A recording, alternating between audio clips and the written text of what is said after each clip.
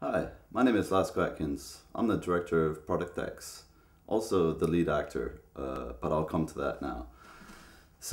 Product X really came about as I love video games. I've been playing video games all my life. I know it's a bit antisocial, but the way CG and technology has progressed, I mean, it's hard to stay away. It is like a drug.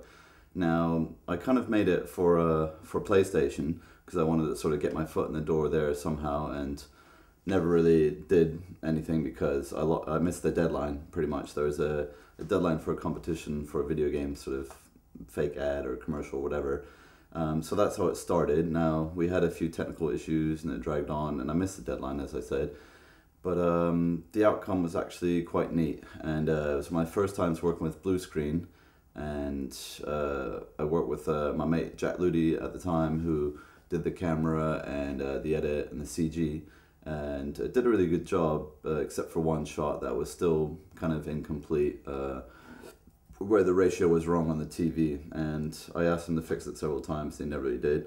Regardless, just to tell you the main story of what happened that day was I got two kind of mates that were sort of, one was an extra who was slash actor, if you will, and he used to play fight with his friends when we'd be chilling at his house at night.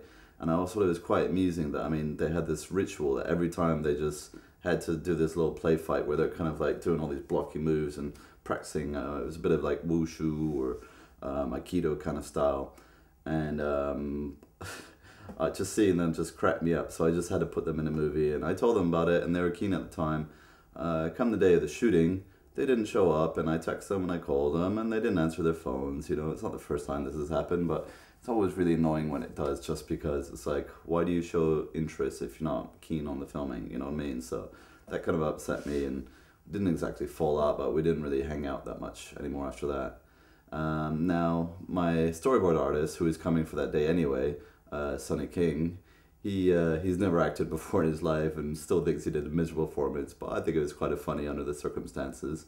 He might have been better than me because I got a like corpse of scene at one point.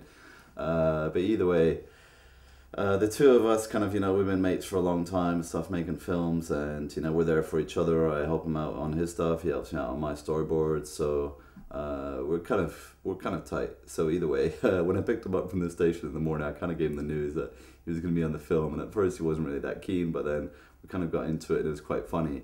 Now, we recycled the costumes from Adjudicator, if you know my other films, and it's kind of funny kind of seeing the hunter played by a different guy, and then of course I'm still the adjudicator, except my hair got cut because I had to do another movie at the time. It was 2005. It was a very busy year for me.